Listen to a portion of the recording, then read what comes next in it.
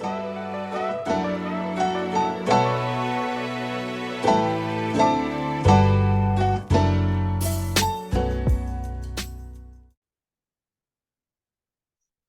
back to the 2-Pointers podcast. I'm Trevor Everett, and I'm excited to really be annoyed that the NBA has been kind of storyline-wise pretty boring.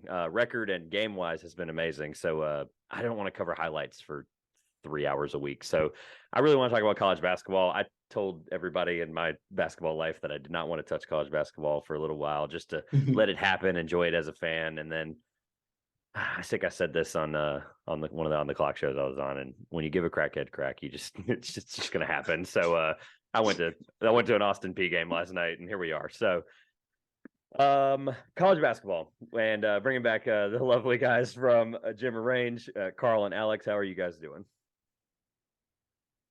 Karl, I'll let you take that one first, I guess. I'm doing great. I'm excited to be back. Last time we were on here was a lot of fun. We miss Josh. Josh, if you're listening, we miss you. Hope you're doing well. But excited for the future of this podcast and everything you'll have coming out. Yeah, I'll just echo a lot of what Karl said, but I'm feeling good. Had to run here to get here, but I'm excited to talk college hoops, so this should be good. No cops listening, but he crossed traffic. He jaywalked to get here. No, I J ran. Great. Well, we are going to do, as the title shows, I wanted to come up with a 21 question style format, not necessarily rapid fire, but just some thoughts that some of these things I had some thoughts about, and I'm like, I wonder what some other people in the college basketball world that I trust think. And here we are. So right out the gate, I've got 21 of them. One of them is right here behind me. That is not the first one, but the question of the day is going to be national title pick. Comment below what your national title pick is, or send me a DM on Instagram, Twitter, whatever. Want to know you guys' national title picks. So, like I said, no real rhyme or reason for any of this order, so we might get off track very quickly, but I wanted to start with something that's just going to throw it off the rails, and we'll get back on the track. So okay, I'll start with Karl because he's at the top left of my screen.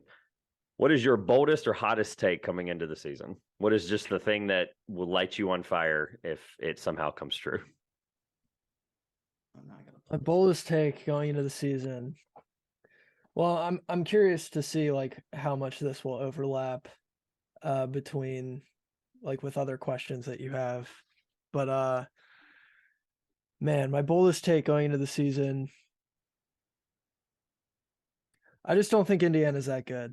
We'll start with that. I really don't. I don't see it. I don't think they're going to be as good as people think they are. That's maybe my boldest take, because a lot of people seem to think Indiana's this top 15 team. I'm just not there. So. All right. So breaking that down, Alex, obviously we can comment on that a little bit. Indiana ranked 13 coming into the year. So I guess where are you? I know you guys talked about it on the Big Ten preview. You can go in detail if you'd like. Otherwise, it's going to be right here or right here. It'll be on the screen. But really quick, where did you end up on the Indiana part? I've listened to it, but it's been a minute.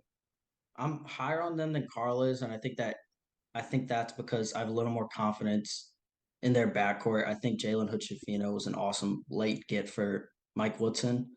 I think to a certain, that almost an entire team return, so you know what you're going to get, which I think gives Karl a little bit of pause, because this is a team that snuck into the NCAA tournament. And I think I'm on the opposite. I'm not nearly as high as like other people are nationally.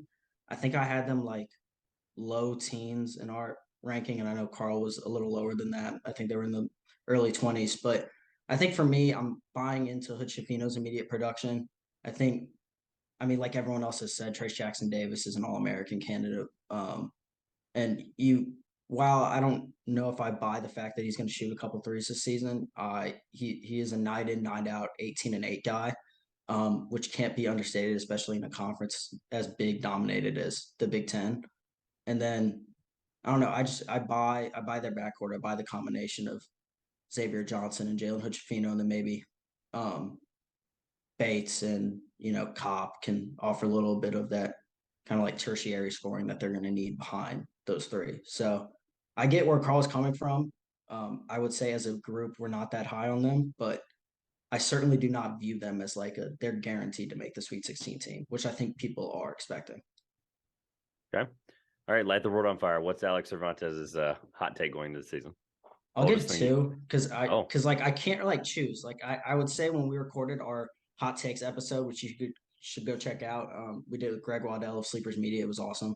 But just quick plug. But I would say my two boldest ones, like I feel the most confident about. I don't think a Duke player will make all ACC first team, and if that doesn't happen, it would be the first time since the 2006-2007 season. And then I don't think Kansas makes it out of the first weekend of the NCAA tournament. Okay, so unpacking the first one really quick. I can see the first one just because I think I'm assuming you're referring to just they're really deep, and I just don't think one guy's going to be a standout. Is that where you landed with Duke?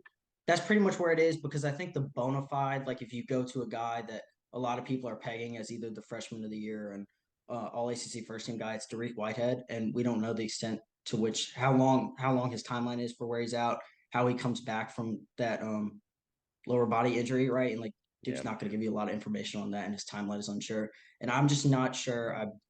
I'm a big fan of Jeremy Roach, but I'm not sure I can see him putting up the numbers to where you're going to put him over some of the guards in the conference like Terquavion Smith or Nigel Pack or Isaiah Wong. Like there's a laundry list of guards in that conference that I think will stat pad a little bit more to put them on that roster. And if so, like if Roach is going to make it, I think Duke would have to like put up some otherworldly like 17-3 and win the conference.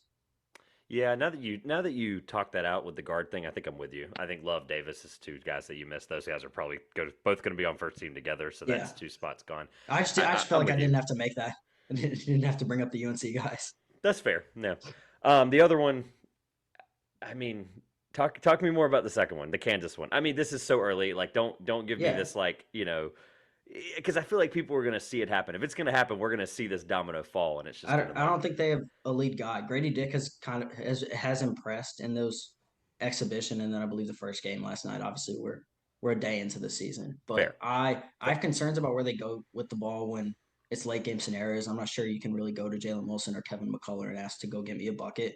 If it's Grady, that's awesome, and this team's going to go far. But you're kind of hoping again, like it's hoping on a freshman, right? We've seen star freshmen come in. I mean, look no further than Paolo Banchero last year, but Grady Dick is not Paolo Banchero. They're obviously positionally different, but like that's the focal point you need. And so that gives me some pause, and then just not entirely sure about the front court. There's some questions there, but yeah, they just lost so much. I mean, you lost two 15 plus points per game scorers in Brown and Agbaji. So I just think that's too tough to replace. And that's a total 180 from where we were on Kansas last year. We both picked them as the preseason win the national title. So good choice. Yeah. Yes, thank you. On the flip side, since you don't think Kansas is going to make it out of the first weekend, the next question is perfect. What right now, and obviously this is not projecting your national title favorite. We're going to do that in just a second. That'll be question number 2, but they'll go together. What team right now is best positioned to win the national title? Because obviously a lot can change. Injuries, just situationally, team not as well in conference, whatever, right? Situationally right now, what team is best positioned to win the national title and then ultimately make your pick right now? Karl, do you want to take this or you want me to go first? Alex, you can go first. Oh, I Carl's go first? thinking. It's good. Okay. I'm thinking in October. In November, what team is poised? Like, because I saw some of these games last night, so like there's some concern. I would. You can take that you can take that. No, I'll take it like out. I think top to bottom UNC is okay. Like you look at their top 8 and you go like, how does this team not? They put up like 4 assists yesterday, which is incredibly concerning. Yes. But I don't. You look at that roster and you say, you like the old adage, right? Guards win in March. Like you have 2 of the best ones in the country in Caleb Love and RJ Davis. You're looking for that consistency from Love, right? But if he gets on any sort of similar path that he did last March, I mean, he's impossible to guard. Baycott's one of, if not the best big in the country. Pete Nance was just an otherworldly addition in the portal. Love that guy. And then, you're going to bring Puff Johnson. You're going to bring Seth Trimble. You're going to bring even Jalen Washington when he's fully healthy, right? Like that, it's such a good team that I think. And there's guys you're not even mentioning. That's the craziest part about them is there's guys. And Dontrez Styles and you can go down the list. They're deep for sure. They're really deep, and so that's why I'd lean them. And Leaky Black obviously is one of the premier wing defenders in the country. So. Okay. Carl, your team best poise. If you agree with UNC, then you can make your pick if you want. You can go ahead and just get it out of the way. From a best poise perspective, I think I'm actually gonna go with Gonzaga. Okay. Okay. And to some people Totally out fair. there, that's gonna seem like, beating a dead horse because Gonzaga's, they're It hyped is. up like every year. Oh, and then they lose and they haven't won a title. Well, listen, I get it. I hear you. But here's the thing. The last like 2 or 3 Gonzaga teams have been hyped up as this is the greatest Gonzaga team we've ever seen. Yeah. This year, that isn't happening. And I think from like a weird narrative hype perspective, that kind of makes them a little more dangerous. And I don't even think Yep. I think the team with Jalen Suggs and Corey Kispert, like the team that was 1 win away from going to an undefeated season, I think that was the best Gonzaga team we've ever seen. This Fair. team is not as good as that team, but I think they're getting like, they were top 5 voted in the country. So there is that, but I do think they're not getting talked about as much as I would think for how good they are. They are like a surprisingly deep team. The one thing that worries me a little bit is like losing Andrew Nemhard is a big loss. He was one of the best pure point guards in the country. Mhm. So replacing that with Nolan Hickman, like we'll see how that works, but they have the guard play. They have a great front court. Drew Timme is going to be in the running for National Player of the Year once again. We'll talk about him soon as well. And they're going to, I mean, people criticize the conference, and I understand that, but they're going to run through the WCC. They're going to stack up some really good wins in the non-conference. They're going to get a top 2 seed probably. And just from like a matchup perspective, I think that obviously benefits them. So Are they going to beat Michigan State outdoors on a carrier? I guess we'll find out Friday. Yes. They're going to Yeah, beat yeah. the brakes off of them. Yeah, they are. actually. I know. I'll It was a actually trick say question. that. It was a trick question. We all agree on that. All right, quickly, who is the national title favorite right now? You've probably already made it. I might have missed it on a show or a prediction video or something, but national title prediction on record. I don't think we've ever expressly talked about this, Alex. I don't think I've we've said like it. I've said Here's mine. your Okay. platform. Have a great time. Go ahead. Go for it. Me? Yeah. You said Okay. you've already done it. So. Gonzaga. Okay. I Okay. think this yeah. is yeah. Okay. I think this is the year. Okay. I saw someone say that the take that Mark Few needs to clear that final hurdle of winning a national title is unfair to him as a coach, and I don't think it is. Like I think you do chalk up a lot of success as a collegiate coach to whether or not you can win in March, and he wins a ton in Yes. March. He just has not cleared that. Think about final the tier game he and- jumps. yeah. I don't want to No, digress. but but think about he the tier does. he jumps. He jumps an entire tier of coaches that, like, think about it. He's on the same tier essentially with every coach that's good in the NCAA right now that hasn't won a national title. He's immediately he's like in your. Bob Huggins tier. That's perfect. And That's a he'll- perfect and example. He'll leapfrog a bunch of other coaches if he wins this, Bingo. and I think this is the year. Yep. Like him and Tony Bennett are close. Like he's a better coach than Tony Bennett, I think, and Tony Bennett has a national title. So Yeah. it's really hard to like gauge that and go, okay, you can make your coach tiers all you want. That's not what we're here to do. But Tony Bennett's a better I'm with driver. you. Sorry. I'm, I meant to get that in like last year on a pod and we never did. And I've been waiting on that joke a little bit. That's funny. That's Carl good. knows. All right, Carl, national title winner. Is it Gonzaga or is it someone else? So here's what I'll say about the Gonzaga thing. I'm a firm believer that if you can keep your program at an elite level for long enough, eventually you're gonna get one. So I am definitely a believer in Mark Few and the fact that like one of these years he's gonna get a national title. I really believe that. I have picked them maybe the last couple years in some capacity, whether that was in a bracket or in the preseason. Either way, I think I'm going to let Gonzaga be a little more slept on than normal. And I think my preseason pick to win the title is actually the Baylor Bears. I like That it. 3-guard lineup is absolutely disgusting. Adam Flagler, LJ Cryer, Keontae George is a stud. We haven't even seen the best of Keontae George. He stuffed the stat sheet, but was very inefficient. Like once he starts hitting his shot, that team is going to be scary. And they still won by like 70 points. Granted, it was, but there's something to be said though for like beating the brakes off a team when you should beat the brakes off a team. That's fair. Yes, And they went out and got it done. Like the spread was like 35 points and they won by like 60. So and then once Jonathan Tchamwa comes back from injury, that front court is also going to be really, really nice. Like I think Flo Thamba can hold it down for long enough until he gets back. You also have Langston Love, who's coming back from injury. Yep. off the bench, and he's going to be a very respectable guard in his own right. Scott Drew, they were in position to get back, like make another run at the title last year, but injuries completely derailed their season. And as a result, we got a really, really nice tournament run from North Carolina, right? But I think they're in play for a 1 seed again this year. I think they're my clear favorites for the Big 12, which is the best conference in college basketball. Mm-hmm. I just like them, like from a coaching all the way down through the lineup. I really like Baylor. The one thing, if I could add about Baylor, I just think the wings also need to be mentioned. Like Bridges and Lohner too looked really good in that opener. They're like you don't really need them for the scoring with that 3-headed monster they have in the backcourt, but they looked really good in their minutes. It's the team that we saw Baylor win the national title with had that 3-guard lineup of Jared Butler and Maceo Teague. And who's the third player that I'm forgetting? Davion Mitchell. Yeah, Davion Mitchell, obviously. It's reminiscent of that with the 3 guards they have now. Plus they had, Mark Vital in the front court, who I think they have front court pieces that kind of approximate what Mark Vital was to that team. So just I can see it. I absolutely see the path to Baylor being an elite team once again.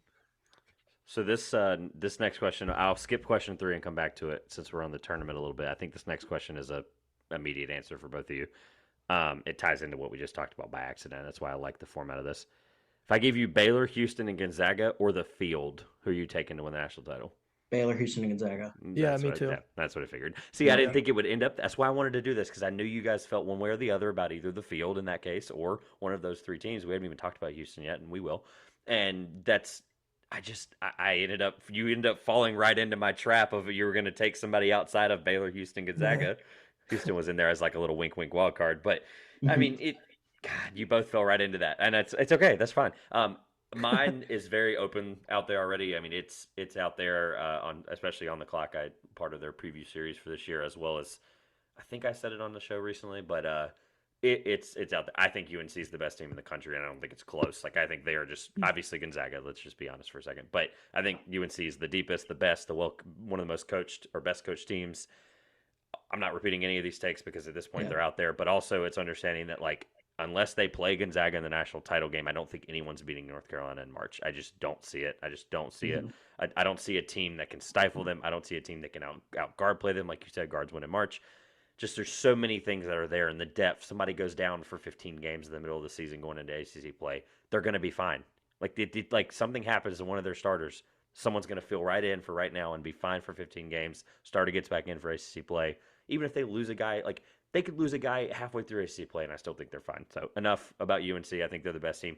Last night did scare me a little bit. I'll be honest with you. You have to keep in consideration some of that new, opening night stuff. UNCW, I think, is a lot better team than most people will ever realize because they play in the Colonial. They play in the Colonial. Who's watching the Colonial much? But at least 3 of us probably are. But anyway, the UNCW is very good. The game was close. The ACC as a whole last night, really State was the only team that beat the brakes off somebody. Granted, Austin Peay's not this outstanding team by any means, but the ACC had some really close games last night. I mean, Cornell took Boston College down to 5. Yeah, I will say Duke won by 27. Yeah, okay, they should against a pretty decent against a good ASUN team, a top 3 team in the ASUN. The ASUN, yeah. Fair. I think a lot of people looking at that schedule did not realize Jacksonville was decent, and I think that was just one of those things when they're like, "Oh, the score maybe," and they beat them pretty well. So you're right. Yeah. All right. Talking about the tournament, since we're talking about winners, we'll just get down into the nitty gritty of the weird stuff in a few minutes. But who is this year's St. Peter's team, the mid-major team that can make the Elite Eight and almost make the Final Four? That's more of a low major, is it not? Okay, you know what I mean. Anybody that's not Power 6 is mid-major. Now I gotta. Oh my goodness. Who is? It doesn't have to be an actual mid-major versus low major. I get what you mean, but in my head, the way I've always watched college basketball is if it's not Power 6, it's a mid-major. I look at all those conferences the same. I don't think there is and that's just maybe a hot take for me, but I just don't think there's a low and mid-major. I think every school that's not a Power 6 has a chance to win their conference tournament and then beat anybody in the tournament. That's just how I value because once they make the tournament, who cares? Who cares what they were, the Colonial, is the Colonial really better than the Big South? I love the Big South. It's in my backyard. I get to watch all the Big South teams every week. It's amazing. But anyway, so what mid-major or what St. Peter's team are we seeing this year? I know it's so early to ask this, but it is what it is. Got to make it now so that when you're right, I'll send you the clip. You can blast it wherever you want to blast it. You can be proud of your take. I know Karl's got a mid-major he'd want to talk about, but I'll get mine out of the way first. I just think, like, if you're asking me a mid-major team that I could see string together a couple wins in March, I'd go St. Louis or UAB, and I think those are safe picks because of their guard play, right? Like Collins and Walker. What else can you ask for between those Yep. two teams? I'm with you on both of them. I mean, yeah, like Perkins to St. Louis is ridiculous, and then obviously, but yeah, like I'd lean those two teams because those immediately came to my mind. I can give more thought to like a low major I think could make a run, but that would I need to like sit here for 5 minutes and stare at the screen blankly while we just sit in silence. But yeah, we can reconvene halfway through the year or something, and we'll figure it out. Okay. We'll figure out where we are. I mean, granted, that's not as bold as Yeah. you can't just pull them out of the air, but I mean, what do you consider? Because for me, like UNC Asheville, like I genuinely, I don't know if you think the Big South is low major versus mid, but like I think UNC Asheville's really good. Like I think they're going to run away with the Big South. I know that's a weird one, and they obviously beat UCF last night. And don't get it Yep. twisted before people come at me in the comments. UCF was obviously missing 3 starters. I understand that, but like Pember's awesome, and my Yeah, pick for Pember's breakout great. player of the year is also really, really good. There's a lot of stuff there with UNC. Yeah. So Karl, mid or low or whatever you want to make this question. Okay, so it's been well documented Yes. on TikTok and in writing that I'm a big fan of the Tulane Green Wave this year. I'm absolutely Okay. buying. The problem with that is that they like if you're asking me for a tournament sleeper, it has to be a team that I think is like guaranteed to make the tournament, and I don't believe that about Tulane. I really like them. I think they're going to be really fun to watch, but they have to finish they have to really do well in the non-conference. They have to basically their season boils down to like how well do they perform against Houston, Memphis, and Cincinnati. Like that's basically their entire season is those 6 games. And I think there's like a decent chance that they finish like 4th in the American and then don't make the tournament. So my love for Tulane aside, here's what I'm going to say. If you want teams that I think have a legitimate shot at winning a couple games in March as like a double-digit seed, I do love St. Louis, but I think they're going to be in like the 5 to 8 Yeah, seed they'll range, be probably. like 8-9. Yeah. Yeah. So Fair. as I'll far go as double-digit seeds go, I'm going to say whichever team gets out of the MAC, whether that's Toledo or Kent State, I think it's one of those 2 teams. There it I is. think Okay. either one of them has a really good shot at winning a game, maybe 2. Obviously, it's matchup dependent. I really liked Toledo last year. They had Ryan Rollins, who ended up going in the NBA draft. Just such a gifted offensive player, but he's not there anymore. But they still have a very, very good team. They looked really impressive yesterday against Valpo. Kent State as well. Like they were it was basically a pick 'em against North Texas Northern Kentucky rather, and they blew them out.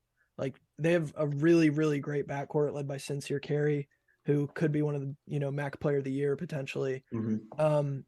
I was looking at the MAC last year as a conference that could produce one of these sleeper teams, but then Akron ended up winning the conference tournament, and it's a 1-bid league. And of like all the teams in that conference that could get to the tournament, Akron was the one where I'm like, I don't think they can win a game in March. Like of the 4 or 5 teams that could make it, I think they're like the least likely to win a game. And then they had to play UCLA. So like from a matchup perspective, they got screwed anyway.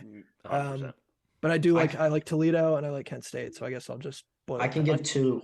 I thought you were before you do that. I thought you were going to go with the other MAC, the Metro Atlantic Athletic Conference, and go Iona, the Rick Pitino led Iona, who by the way got screwed last year. They just lost a close game in their conference tournament. It is what it is. Yeah.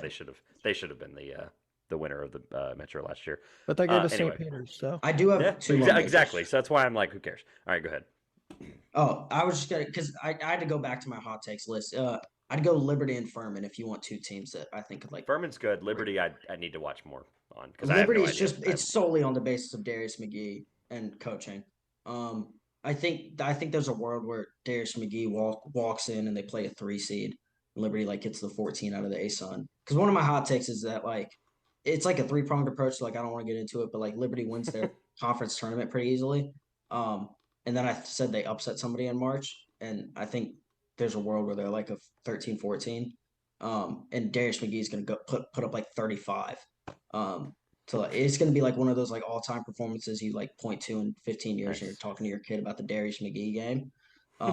And then I obviously love just it. like I mean we don't have to talk about Furman, but you bring Sloss and Bothwell back, and Bob Ritchie's one of the best coaches in the country. He's going to get a job call up soon, very at the Power Six level. So yeah, Here's something I will note very briefly as well. On Veterans Day, Toledo and UAB are matching up. So if I you're looking know. for a good mid-major game to great watch, game. I I'm think kind of that's the annoyed. Barstool Invitational. So I is. think they're It streaming is. it online. Yep. Yeah, but that's a big So mid-major fun. game. I'll It's be gonna be bringing. Friday's I'll gonna be, be good. Friday's got so many good games. The air carrier game or whatever you want to call it is Friday. A lot of really good like mid-major matchups are there. A couple of teams playing like mid-major playing Power Six, and just a lot of just stuff that you wouldn't expect that early. I feel like, and also the fact that I can't believe I'm going to watch NC State and Campbell. I'm an idiot. There's so many good games on TV. While we're talking about sleeper, let's move on to question number 5. We are rolling through 20 minutes, 5 questions. Biggest sleeper in the Power Six to win their conference. You've got to make you pick because there's 6 conferences, obviously. If you have multiple, that's great. I can give you mine to kind of warm you up to realize where we are with it. So Yeah, please do that. Yeah. I think Butler's going to win the Big East. That's my hot Okay. take or bold take or Okay. like sleeper in the Wow. Big East. I think Butler can win. I'm not saying they are. Let me I could back see up. it. I have I- Manny Bates narratives that I'm pushing, so Okay, see it. easy. All right. I can't see he it shouldn't because have I have left Creighton state. narratives I'm pushing. Exactly. He shouldn't have left state. But no, go ahead and be thinking Butler is my sleeper in the Big East. I think there's no other sleeper I could think of in any other conference. This is regular season conference, like you're winning, correct? You're winning Not the conference tournament. Like you guys Oh. like you picked Virginia Tech last year. I guess Oh, sleeper to so I win the can do conference. conference tournament? Yeah, sleeper to win the conference, like to make the tournament because they won their conference in the Oh. Power Six. Butler for me. Then Rutgers. I'll stay with okay, the that was quick. I'll stay with the stuff I've said previously. I'm a big fan of Mulcahy. The 31-7-7 he put up against Northwestern will forever be etched in my mind. And then Amorie is back. McConnell's back, although you don't really know the extent of his injury. But when you get that, you get back a Big Ten Defensive Player of the Year, and that you can't really ask for much more. I really buy into the fact that Pickill brought in, kept almost the entirety of his rotation. Obviously, replacing Baker and why am I? Who's their best player? Why? I don't know why I'm having a brain fart right now, but I'll throw it up on the screen right here. thank you. I just Karl, on YouTube. Karl, can you help me here? What? Wait, sorry. I was looking through Rutgers the team. best What team. did you say? Rutgers leading, best player. why? I literally Ron can't Harper think- Jr. Yeah, thank you, Harper. Yeah. You lose Harper and Baker. That's tough to replace, and I think they're right now like a middle of the pack Rutgers team, but they really scream one to me that is going to be able to like pick it up in a couple of days, and they can string together a couple of wins, and the big. Tournaments are so hard to predict as is, so like, but that's why I lean with Rutgers. All right, where are we at, Karl? I do like the Rutgers pick. They're definitely one of the ones that I would look at as well. I think one team that I think not enough people have talked about how potentially good they could be, and to an extent it's because their conference is a gauntlet, so maybe this isn't like a true pick, but I like Oklahoma State a lot this year. They actually have something to play for this year, and because they're not banned from postseason play anymore, which obviously can help your motivation in terms of the regular season. And even without that, they were still 5th place in the Big 12 last year. And they bring back a lot of that team. They have Avery Anderson back. They have Bryce Thompson back, Caleb Boone. Musa Cisse is going to be, I think, the defensive player of the year in the Big 12. And then they have, what's his name? John Michael Smith. Is that his name? Right, John Michael Wright. John Michael Wright. Okay. Yep. Yeah, I'm very curious to see what his contribution looks like to this team.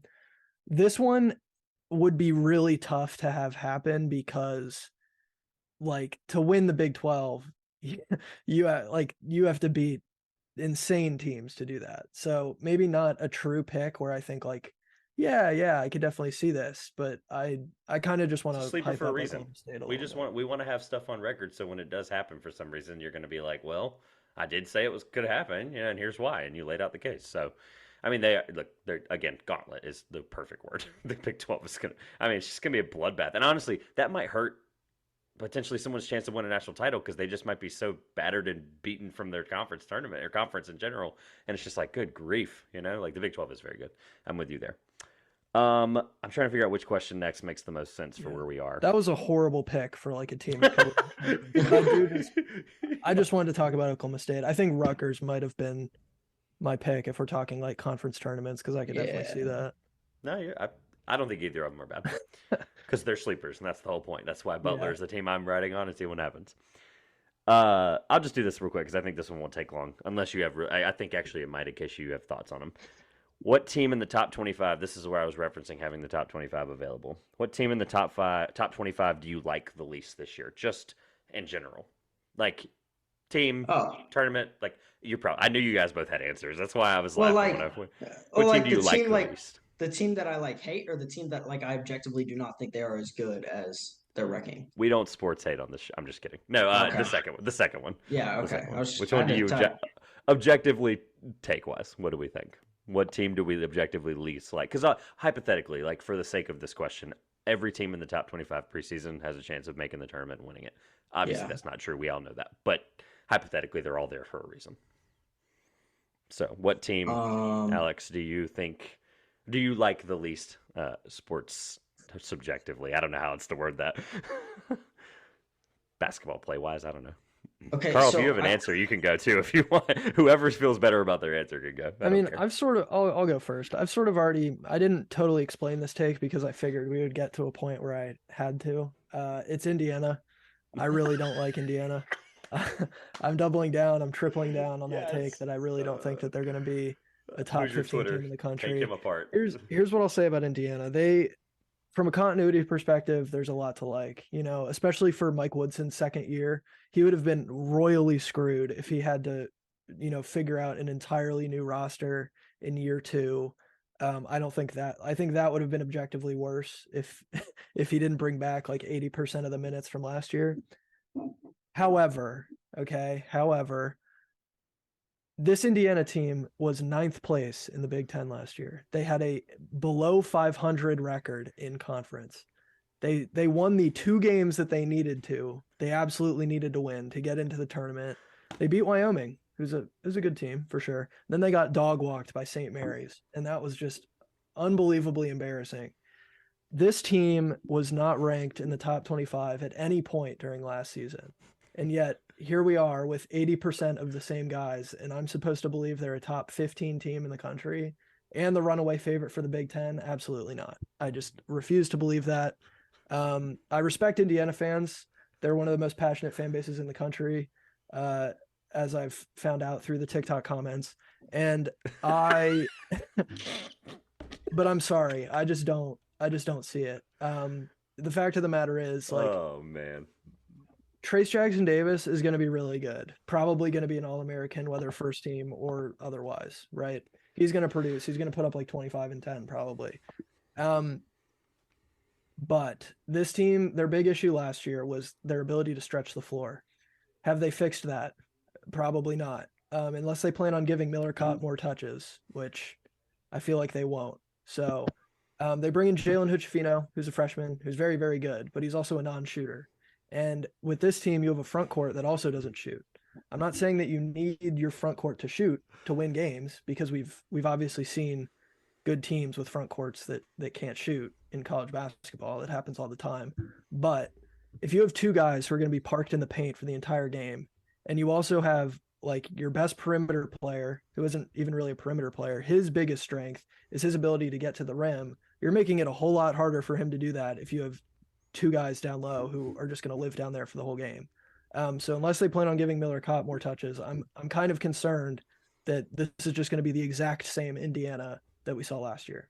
So I will be off my soapbox. And time. So that, ladies and gentlemen, that was awesome, by the way. I have to give you applause for that. I need to get that off my chest. Clearly today was a long day. So no, that is exactly why, ladies and gentlemen, I have said for now 3 years doing this, that however is my favorite word in sports journalism, because the all of the stuff I forgot everything you said before the however. I can't unsee everything you said after however. So I'm with you on a lot of that with Indiana. Okay, Alex. Did you already give yours? You don't have to. You have Uh, one, but I do. If I have to, so like when we did this earlier, I said Auburn, just because I have concerns about like when the season eventually develops. For what it's worth, I don't think a team from this top 25 is going to miss the tournament. okay, but that's not necessarily how you Yeah, just that if that's how you're valuing. I think it's That's Auburn, fine. and Villanova right now gives me pause because they don't have Cam Whitmore. They beat LaSalle last night by 13. Caleb Daniels hit 24. He made 6 threes. But I don't know, like Brandon Slater took a lot of jump shots last night, and you don't really want that Yeah, if you're going to that's win in fair. March. But listen, Mark Armstrong is that dude. He didn't start last night. I think he's one of those guys that probably gets the role later in the season. But yes, if like I had to pick one, I because I have Sounds more like Auburn, confidence in maybe. Cam Whitmore. I guess a lean Auburn, but like I'm with not you that on. I much. think I'm with you on the top 25. I think after hearing Yeah. Karl, I think I'm with. I think Indiana's my answer now too. So Okay. I didn't have That's an fair. answer coming into that question. There's No, some that's of these I fair. just don't have an answer for, and Indiana's now my Yeah. answer. Yeah, Okay, we both expressed Alex and I both expressed our concerns about Villanova as well. But now that once I look Cam at it, Whitmore comes back, I have no now that I look concerns. at it, now that I look at it, maybe TCU or Texas Tech. I don't know. I'd have to look more into it. But Well, either way, TCU looks like they did yesterday. Yeah, then they're in yeah, no, trouble. I'm They're in with you big there. trouble. Yeah, I'm with you Yeah. there. You cannot beat Arkansas Pine Bluff by one, respectfully. Yeah, no, that's exactly Respectfully. why I said that. All right, we'll rapid fire the next couple. Wooden Award predictions. Who's going to be the best player in college basketball? Who's going to win the Wooden Award? Karl. Drew Timme. I think Drew Timme will win the Wooden Award. It's kind of the same deal with just Gonzaga as a program. Like I think if you're at that level for long enough, eventually you're going to get it. I think You deserve this it, year, yeah. this year I think is a good year for him to win it too because he won't have Chet Holmgren in the same front court stealing votes from him. I do think a sleeper I will say is Hunter Dickinson. The guy's been he was an All-American as a freshman. He was statistically better in every single way as a sophomore, and yet nobody really talked about it because Michigan was so mid. But I think they've structured the team such that Hunter Dickinson can cook. So I'm going to go Drew Timme, but my kind of not really under the radar, but somebody who I think has a better chance than people are giving him credit for is Dickinson. Backdoor pick. I like it. Alex? I was gonna say Timme. That's not fun. Sorry. That is fun. It's just because like some of these I want to just rapid fire. Some of these are easy. That's okay to have Timme easy answers. It's Timme or it's Marcus Sasser from Houston for me. So no Oscar Tshiebwe? Too many concerns about the knee. Yes. Okay, we'll talk about that in a minute then. That's on the list. I didn't think he's a great player. I don't know, like there's just so much smoke around like the situation that it's really concerning. Sometimes and there actually is fire. Yeah. Yes. Yeah, and like you don't know how he's going to return from this, but yes. So Timme, and then I guess give a backdoor one. Also, there's voter fatigue. You want a backdoor pick? Hey, Karl gave one I wasn't expecting. So I like Dickinson. That's right. Sasser's not a backdoor pick because like he's a consensus like first team All-American. Yeah. Dickinson's not. I like my gosh. No, that's fine. We're gonna go with that. We're good. Sasser's fine. That's good. Yeah. All right. Let's see. This one's I think relatively quick. Excluding Gonzaga players and team. So because clearly they're the best team in this example. What player who plays in the Pacific time zone are you staying up any chance you can get and watching? So Gonzaga doesn't count, obviously. What team and player, and they could be the same team and player, or just in general, you can give me one or the other if you don't care. I think I know Alex's answer to this, actually. I'm not sure I know the answer to this. He hesitated is it not pretty Matt heavily. Bradley? Oh, it's Matt. Yeah. Yeah. Thank you, Karl. Yeah. This is why you guys work well together. It is San you know each Diego other's State answers. Matt Bradley. I refuse to stay up for the Pac-12. Dang. Okay, Pac-12. They look pretty good this year, I think. No, maybe. I refuse to stay up for the Pac-12. Yeah, well, they also should probably be in the Pac-12, but the Pac-12 is going to disband, so it is what it is. So it's obviously Matt Bradley, and also there's my backdoor pick for like National Player of the Year. Like a lot has to go in his favor, but you want one like Matt Bradley. There's a backdoor pick. I'm with you. I love San Diego State, and I think we started interacting with each other on Twitter just after March Madness last year or whatever, but the last 2 years I picked San Diego State to make the Final Four. Hey, pick them this year. It's fine. I'm not waiting for it. Dude, Josh will kill me if I don't. Like I literally every year he goes, "All right, who's it going to be this year?" And I go, we get it to like the Sweet 16 in our prediction show, which, by the way, thank you to everyone. That's the most popular show every year. But San Diego State every year, I'm like, I'm riding with the Aztecs, and they literally have been squandered twice. And I'm so bad. Anyway, They lost to a decent Creighton team. It's fine. Is it San Diego State for you too, Karl? Is there any I other think it team would be West as Coast? well. I mean, their defense look is going to amazing. be phenomenal yet again, but from all Yeah. indications, it sounds like the offense is going to be pretty Be close better. to matching it this year, Yeah. which is a little bit of a difference from previous iterations Fair. of San Diego State. Correct. Yeah, I think Alex and I had San Diego State as a top 15 team entering the season. I think we're both pretty high on them. If I had to give like if I had to not exclude the Pac-12 entirely, I would. I'm per Pac-12, so you can do whatever you want with this. This is not a this isn't an answer for the reason that was like really specified. I would stay up to see on a given night what Kirk Kriisa is up to for Arizona. Oh yeah, like chaos. You never Fair. know what you're going to get with Kirk Kriisa, and just from a pure entertainment perspective, he's somebody that I could see myself being like, yeah, I'm still awake. It's 10:30. It's about to tip. I'll watch Kirk Kriisa.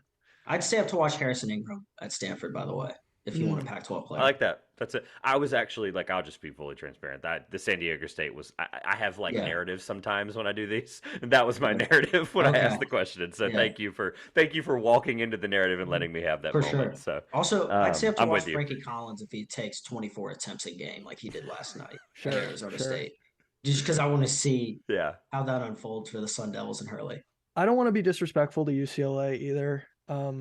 I think, but I think Jaime Jaquez is like the best boring player in the country. I think. Like, I'm with you there. like, yes, he's like so good, like really, really good. But just I don't know. I'm not super excited by him.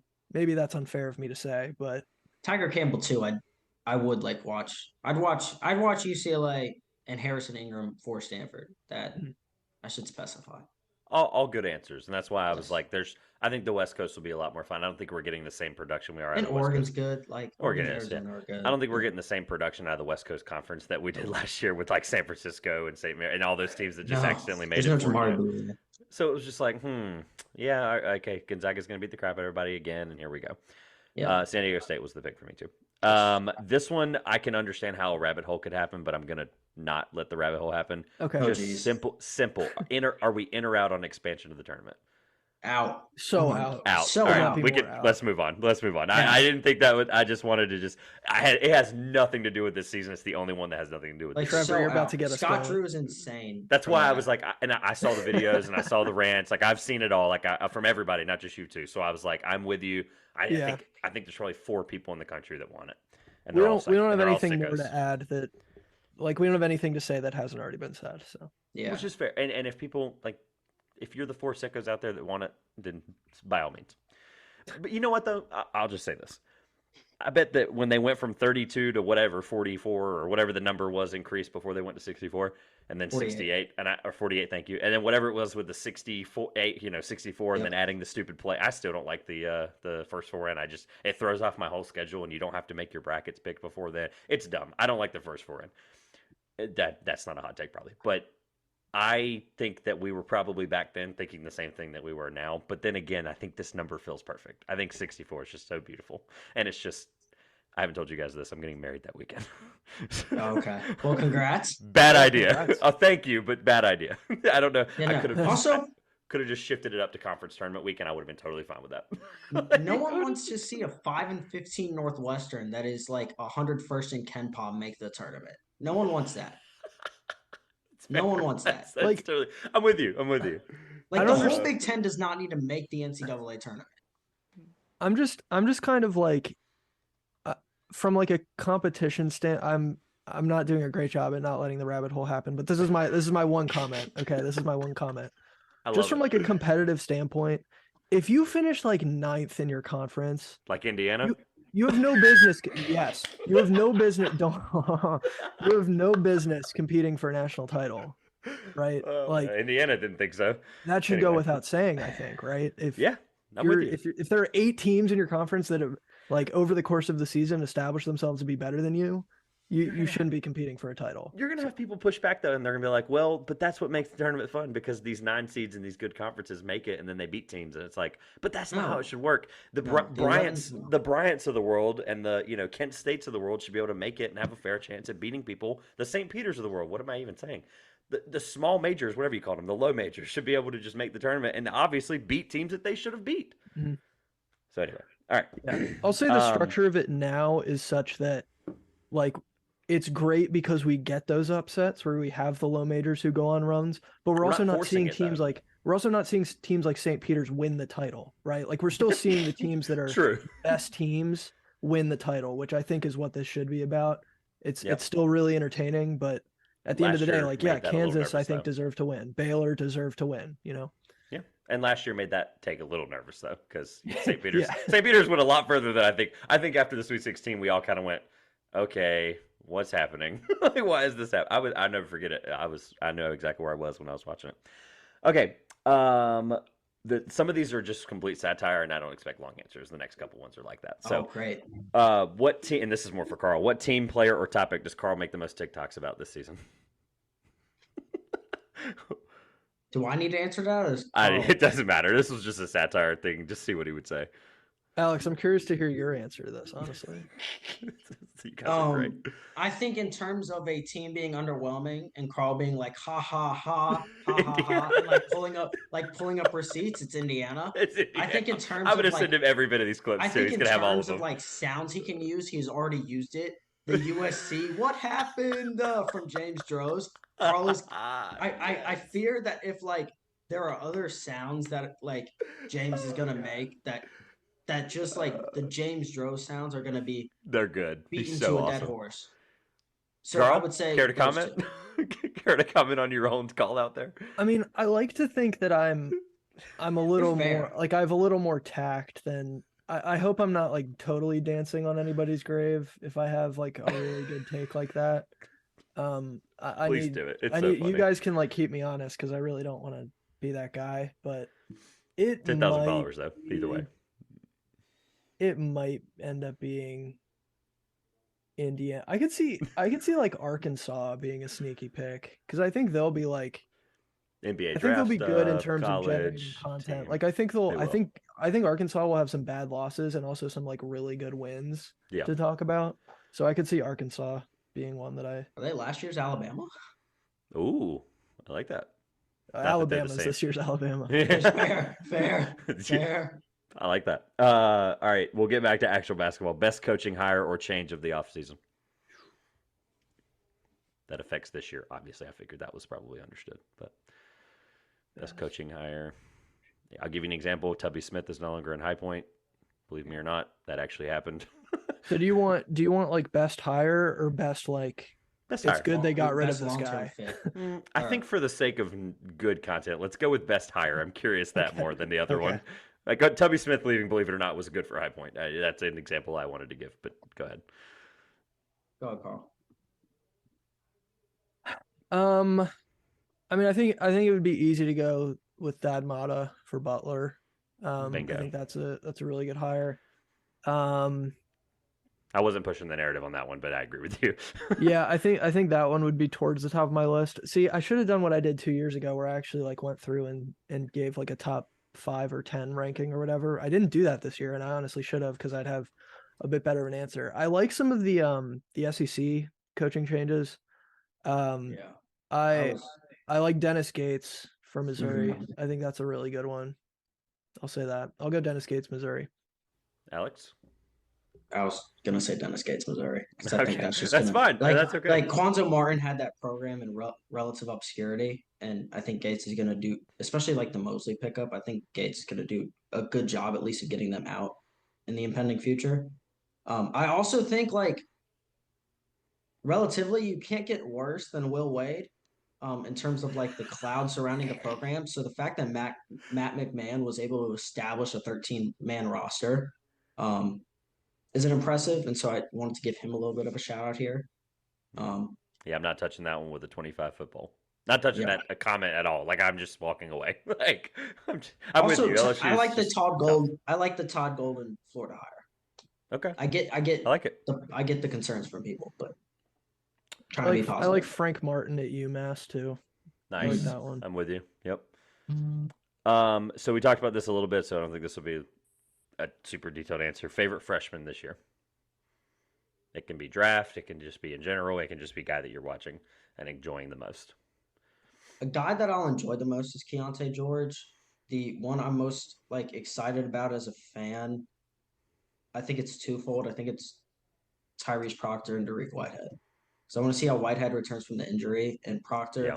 had really bad shooting splits yesterday, but he is so composed for an 18-year-old. I think that's a byproduct of him just playing in Australia for all those years. But I'm excited for like that tandem as like a 2-3 pairing for Duke. Karl? I'm a big Keontae George guy, but I'll go Nick Smith. I think it's hard to go wrong with Nick Smith, both as a college player and as a draft prospect. And as someone who is thoroughly interested in both of those things, I like Nick Smith a lot. Nick Smith or Jarace Walker was my choices there. Yes. Oh, Jarace wow. Walker's I a should great have brought one. him up. I'm a Yes. big Jarace Walker I guy. thought about Jarace Walker, but I left it. I have not done my big board yet, or at least my top 14 that I do pretty early in the year. And just spoiler, he's very high. Yeah. A lot higher than I think most. So this all right. class is just stacked. I love Cam Whitmore too. This class is insane, and I'm so excited to actually start earlier than March. Let's see. Player that most reminds you guys of Jimmer Fredette this year. I'm gonna do this every time you come on. Just expect it. Just expect Baylor the stupid. Shireman. Yes, that's who I thought you were gonna say. Is that it, There you Alex? go. That's it. Is that who it is? Yeah, like I don't know, maybe in terms of I know it's Karl's favorite player, but I just No, that's I fine. can't not do it every I time like you're on that. here. I like that comp. Like I don't know. Can we I like in think if terms I of just thought for a scoring couple output? minutes, I think if I thought I could come up with a better one, but that's just Probably. the guy that came to Just, mind. just tweet me the better one. That's fine. Yeah. Just tweet me the better one. I think it's hard for me to not like in terms of scoring output. I feel like I should go Darius McGee. Plus, he just like he doesn't shoot it as well, but like he does just kind of pull it. You know, There you go. like he crosses half court and Liberty's whole offensive goal is get him the ball. So Yeah. Yeah. All right. And just expect that from now on. Anytime you come on, Okay. there's going to be something related to him because obviously you're named after him. I know, absolutely. Is Gonzaga a better fit to join the Big East or the Big 12? Both have been rumored in the last year. I'm genuinely curious where you guys have ended up on that. And that's okay. I'm going to cut out all the dead silence if you spend 30 minutes figuring it out because it's a tough question for me. They are a better fit in terms of the makeup of the conference because for the Big East because there's no football, and football is still king. I think in terms of me, I think Gonzaga joining the Big 12 would be spectacular. I just like you Texas, Oklahoma leaving. Who cares? You're adding you add Gonzaga, and now your top three are Gonzaga, Baylor, and Kansas, plus your other teams that are still there. I guess. Plus the rest of the conference that is still good.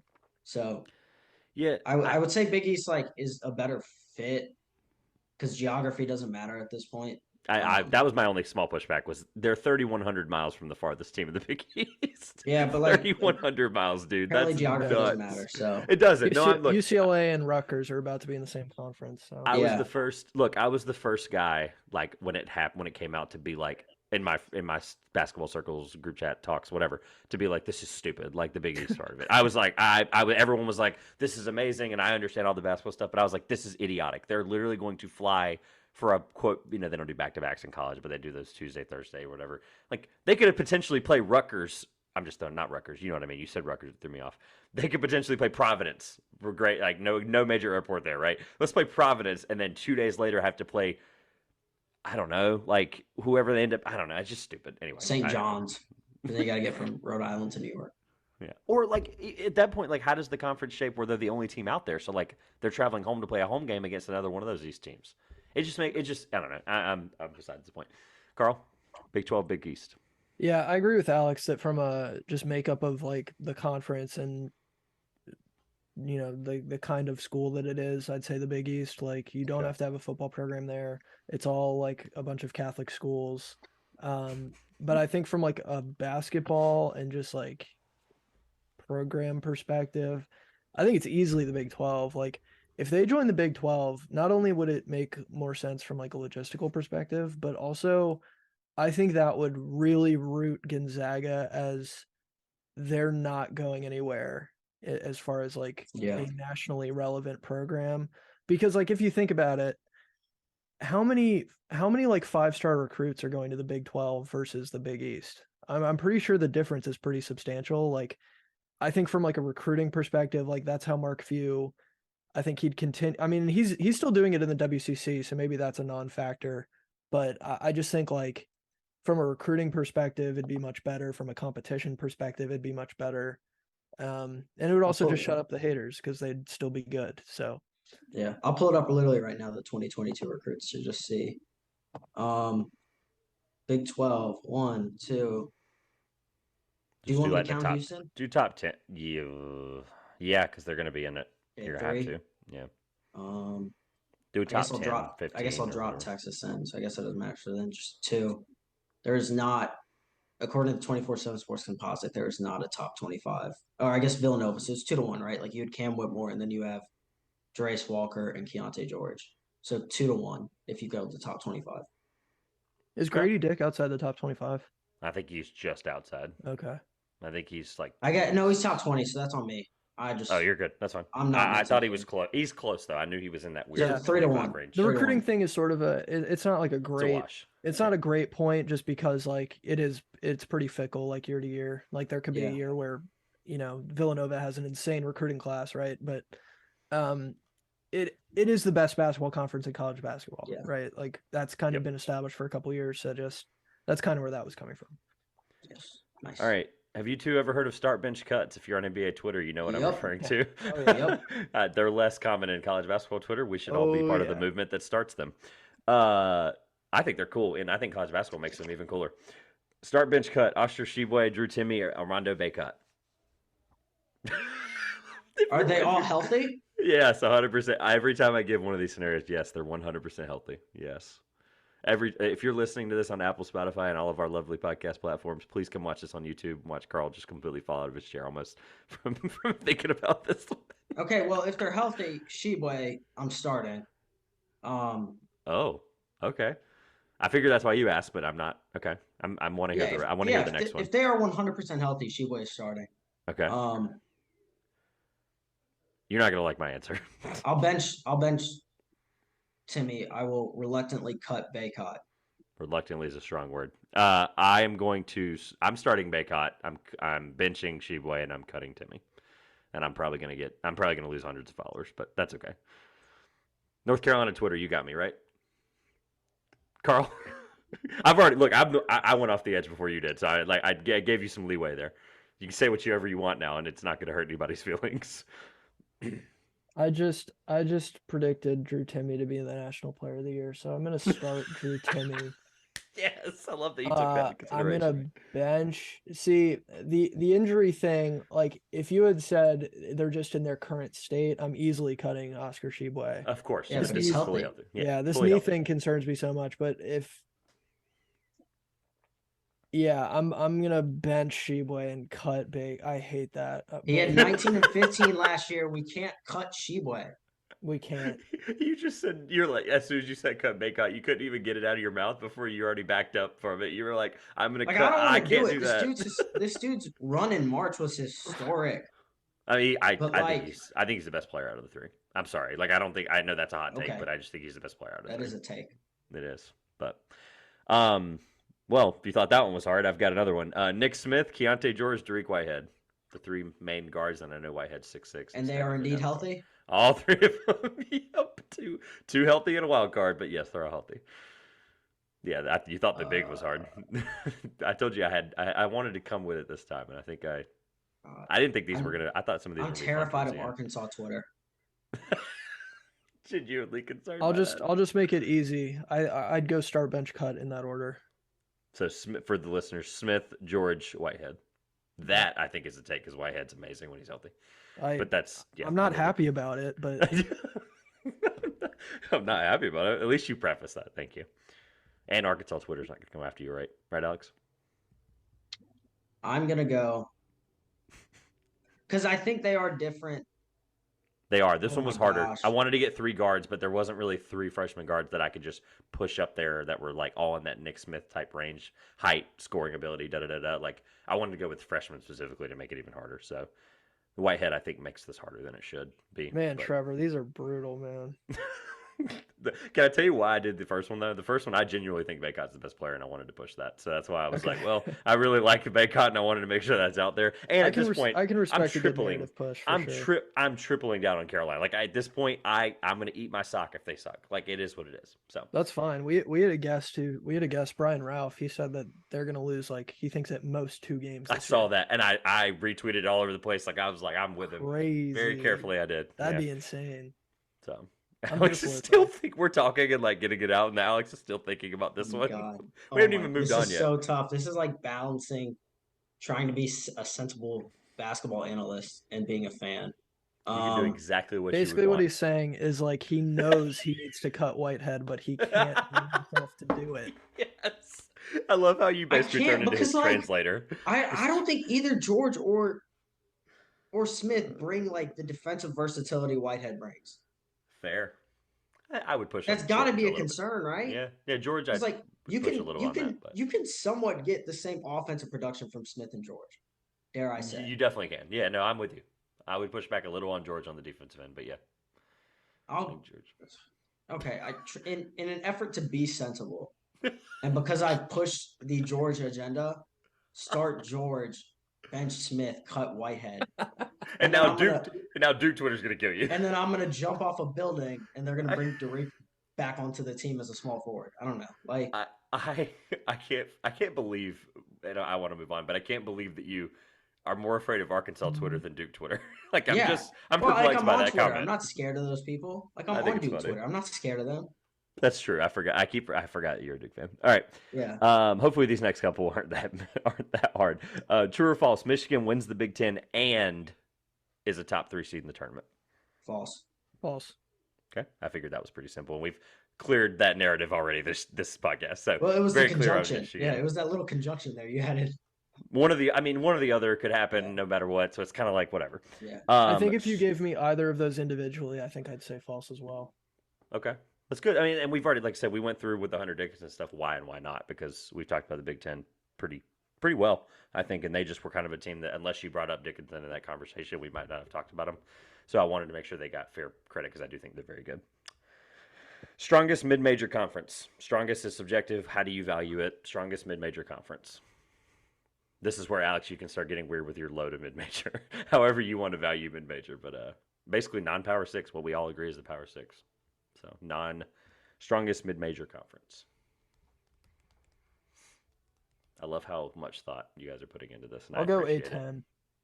Oh, that's okay. I like that. Dayton and St. Louis are both potentially top 25 teams this year. Davidson will still be like decent. They'll be very good, I hope. I mean, Well, George Mason, year two of Kim English, I'm excited for. UMass could be sneaky good. VCU is really good. Yeah, I'm looking at it now that you say it. Yeah, I'm with you, I think. I'm going A10. You're giving me non-Power 6? Mm-hmm. Best non-Power Okay. 6. Well, then I'm going to cop out and say the American. That's what I was thinking. But then again, I think I'm reached a point where I think Tulane, Houston, and Cincinnati are the only 3 decent teams in that conference this year. Memphis is fine. Yeah, that's 4 teams, I guess. Memphis I like is his A10. competitive. I mean, Karl was convincing with his A10 case, though. I mean, I'm not going to lie about it. I mean, there's... No, I would have, like, for a the deeper sake team. of, like, being different, because I don't think For I've parity. done that enough. So I'll throw out a couple. I think I'm just, like, scrolling through them now. I think Conference USA might be really fun. I just don't know if there's enough. If we're talking best, kind of hard when you have 2 teams that are pretty good. Yeah. I think the MAC, I'm with you there. because I'm just getting intrigued. MAC. Like, Yep. the Eastern Michigan experiment's going to be fun. Yeah. We already feel talked about bad for... Toledo and Kent State. I just feel bad for people who don't watch the MAC. Yeah. That's on In them. terms of entertainment value, the MAC is up there. If you're just talking like best basketball conference, I'd go A10. And then I think the Mountain West still has some okay teams, but they've lost a lot Yeah. of guys the last couple of years. All right, Wyoming and that San was Diego actually State's a great top 2, though. That was a really hard, that was a really hard one to look at after I got past the S's there. All right, let's go. Let's flip. What'd you say? I said Purdue covered. That was just one of the daily picks. Nice, live on the show. I like it. Live on air. No, let's go. I'll flip it around the other way. Yeah, I hope you guys honestly go on some insane streak because I'll start betting it after the third week if you do. You start telling you. Weakest Power 6 conference. If we're going Pac-12. strongest mid-major. All right, Okay. yeah. Okay. Screw that Pac-12. question. Move on. It's a Pac-12. All right, we only have... Cal and Oregon State are, I think, easily the worst two Power 6 teams. And like USC just lost to Florida Gulf Coast, and they're maybe the fourth best team in the Pac-12. And that's contingent on we guys with on the clock and myself did a skins draft, which by the way, you guys are invited to that next year because I want to get next year. I have an idea and I haven't told them the shit, so I'm just going to tell you now. I'm going to get as many college basketball creators as I can together for this skins draft. And I don't know if you know what a skins draft is, but you basically pick a team's wins, a team's losses, and you get points for every team, every win in that category and every loss in that category. So if I think Carolina's the best team in the country, I obviously drafted UNC wins. If they lose games, I don't lose points, but I just don't get the points for it, right? So the Pac-12 had the most losses drafted in that draft, and we did 12-team rosters. So I'm with you on the Pac-12. I'm like I said, they're sneaky good at the top. Whatever it's flying. All right, I'm going to listen to that. I'm very intrigued by this idea. It's fun. It's a really cool league. Long story short, there's some guys in Nashville that do it. A bunch of country music singers, Bobby Bones, some Nashville Predators players. It's a really cool league. They do it with every sport. Like every major sport. So I thought college basketball was fun because there's so many teams. We actually limited to the Power 6, and I think we did the American, and I think we did the West Coast Conference because Gonzaga, it would have been stupid not to have him in there. I felt bad cutting out the A-10, but it is what it is when you do that. Next year we're doing every conference, and we're going to have as many college basketball creators together at one time to see how ridiculous this draft gets. So I'd like to draft Manhattan. Yeah, Manhattan losses. Right you now. Have to to be fair, you have to clarify what you're picking losses. when you. This is so good. The Big South will be like drafted 5 different teams. No, you'll have to actually designate. So like if you take the wins of a team, you can also take the losses, but just know that would be stupid if it was like a team like Duke, obviously. Nice. So you have to designate what you're taking. I just want a 16 and 15 team. That's actually not a bad idea. No one did That's that. my goal. Only 3 of us. Draft a bunch of mid teams. Everyone went really hard on wins. Everyone went really hard on losses. So I think you guys would enjoy it. You got 365 days to do your research. Right. All right. We've already hit on this a little bit, but blank is the best defensive team in the country, and they will be a problem for teams come tourney time. Assuming that this team makes the tournament, obviously. We've highlighted at least 3 or 4 of them that I think you're probably going to say. Any of those answers are going to be good. Right. You have to look it up. I like this. You're having to actually clarify what you're doing. You're like, I thought there's not a sure answer. I think it's good. I just need to look at a list of We've talked about all of them. So I think like your St. Mary's, your Texas Tech. I would even throw Texas in there depending on the game. San Diego State and Texas. San Diego State came to mind. Yeah, that's where I was like, it's one of those teams. And Virginia, just because it's Virginia, the pack line, and Tony Bennett. So the answer is what? What would the answer be? That's fair. Yeah. I appreciate the thought into this. I really do, guys. Gosh. Darn it. Carl, do you have yours? Are you still thinking? I'll go Tennessee. Oh, see, this is good. That's a good answer, but I did not expect it. So I think that's going to be the best thing about Tennessee this year is their defense. So how many points did they give up last night? I got some texts about how bad they looked. I didn't know if it was it defensively. Well, it was just I think it was a relatively low scoring game. It was because they took 44 threes and they took 21 twos. Okay, well, that'll do it. Yeah. Okay, no, I'm with you, Alex. They won 75-43. Okay, for what it's worth. Okay, they didn't cover. I love the cover battering. Like, it's funny because like neither we just make like we throw picks out there every day, but it's more just like for the game of it, I think. Yeah, it's the vibes. Perfect 2 day in a row. I'm with you. I'll go San Diego State. Nah, I'm with you there. All right.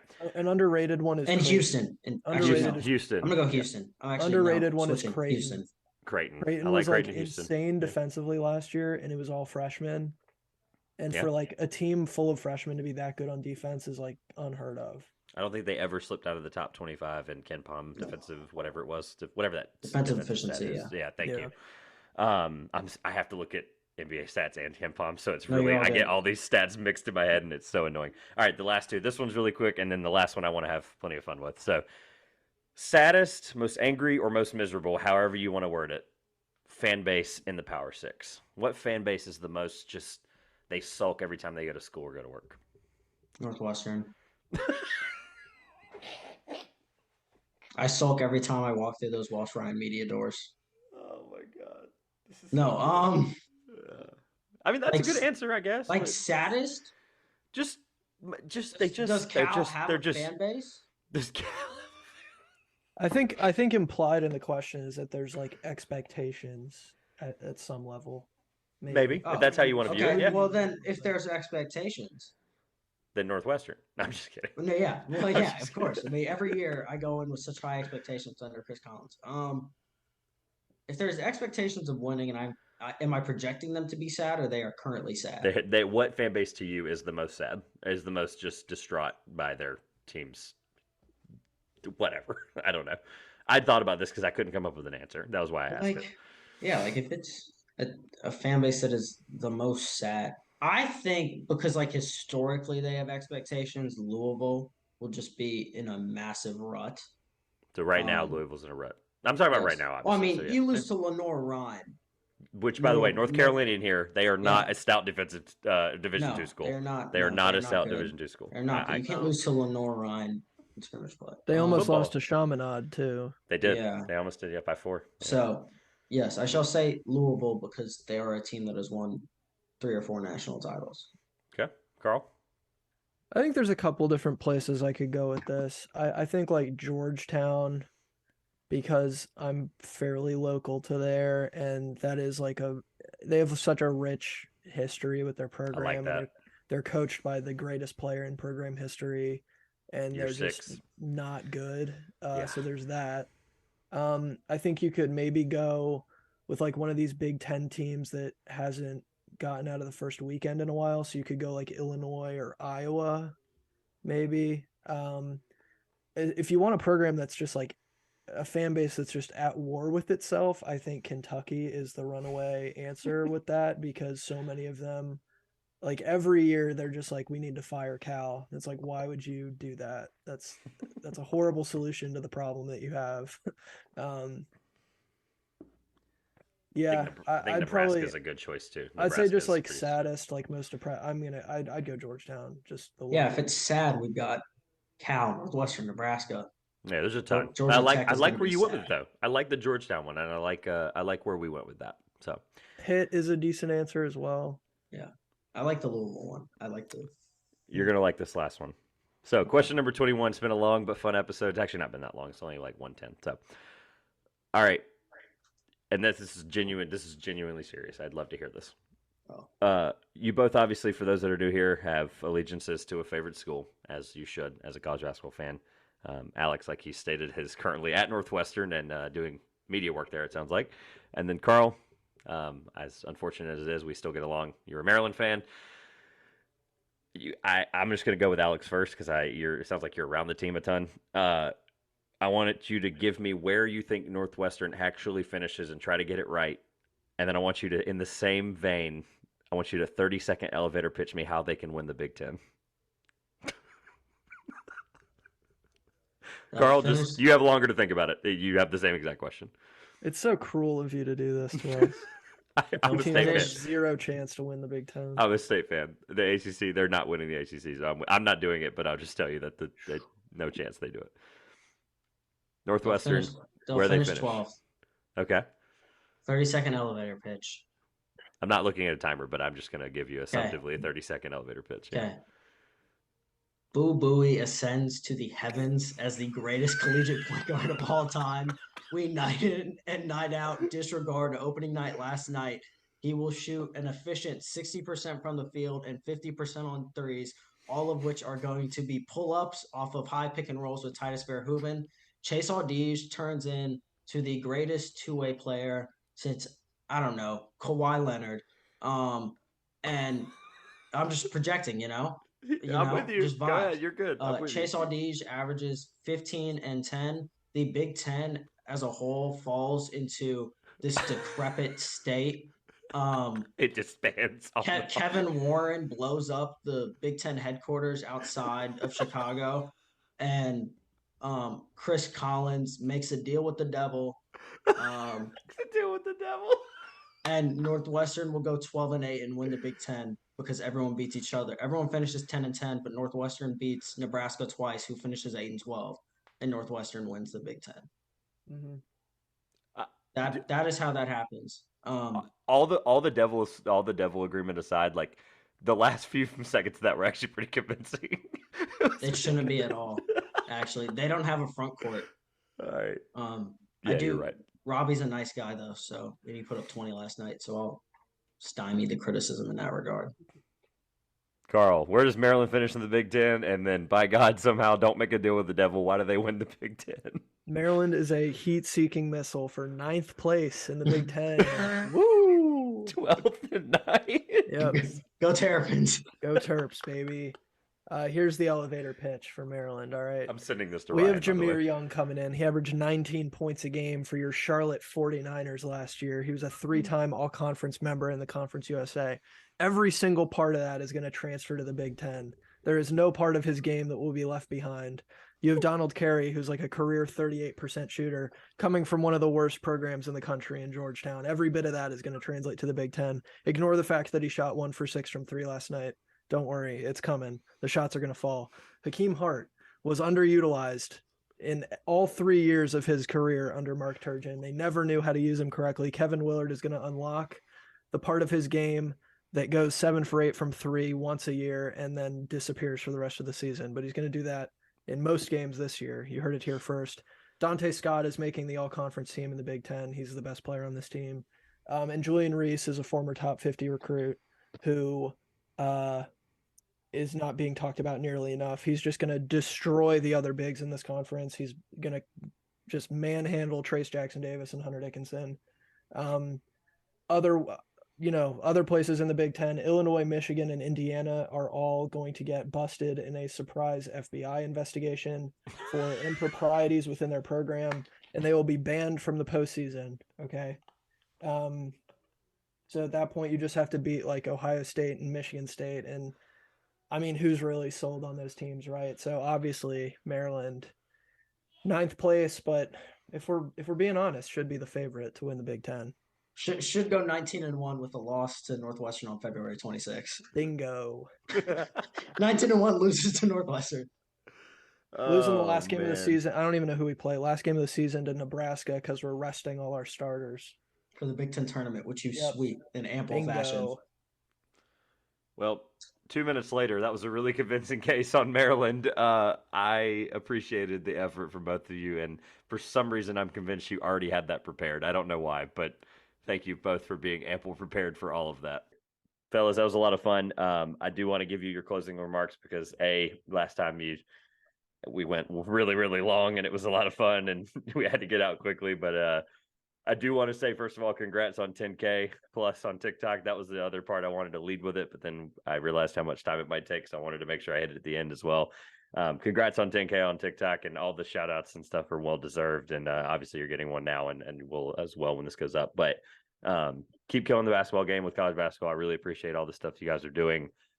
Alex, I love all the live tweets from the Northwestern games, whether it's any sport right now, technically, but basketball I'm looking forward to as well. Obviously, they'll be on, I'll be on an ESPN app looking at the score, but I'll actually be looking for your live tweets of the Northwestern game. So thank you. Closing remarks, whatever you guys would like to say, plugs, etc. It'll all be down below as well. So it will support you down there. Karl. Alex, go for it. Oh, well, plug the TikTok at Jim Arrange Pod, plug the Twitter at Jim Arrange Pod, follow all of our socials, follow us on Spotify. You can go watch our YouTube videos on Vendetta Sports Media. Personally, I guess I'll plug my work at the Daily Northwestern. If you, for whatever reason, want to be sad, just start reading my coverage around January. I'm sure that's when it will dip. And then you can follow me on Twitter for way too many Northwestern-related sports tweets, which will also make you sad unless I'm watching field hockey. So field hockey, that's great. Yeah. And almost a win against Ohio State last Saturday. So, Karl? Yes, yeah. 45-mile-per-hour wind. Yes, very true. Karl? Yeah, you can, as Alex said, follow our socials at Gym Range Pod pretty much anywhere. Now that YouTube has like handles now, so that's a thing, I guess. It is very weird. I'm with you. Yeah. Check us out on Spotify. That's probably the easy, or YouTube, I guess, is the easiest place to find it. A lot The of my easiest place to written find work. it is right here. It's right. It's all going to be right here. Everybody will be Yeah, able to yeah, see it. yeah, It's going to be yeah. right below us. We're good. You can find my written stuff at Busting Brackets. Yeah, I think that's about it. I will say for anybody who's listening to this who has not yet taken advantage of Trevor's yesterday in the NBA series, as someone who is basically exclusively paying attention to college basketball games, the sheer utility of that series is through the roof for me. So I would just like to plug that as well if you're not on board. Well, thank you. I appreciate it. It's been a lot of fun learning how TikTok works. I was just doing pod clips, which, by the way, a lot of fun things were said, and in or out of context, you'll be getting some of those clips / you'll be seeing your faces on TikTok again, because you've said some awesome things, and I think if they come true, I think you deserve the credit, both of you. So look forward to those clips coming out. But thank you, I appreciate that. All right, it's been a lot of fun. College basketball, obviously. Please check out everything you see on the screen from myself, as well as all of their stuff will be below. The question of the day, don't forget, national title pick in the comments. TikTok, Twitter, Instagram, all of those places, Facebook, whatever. It's been a lot of fun, guys. Thank you. This has been the Two Pointers Podcast. I'm Trevor Everett. This is Karl and Alex. We'll see you later.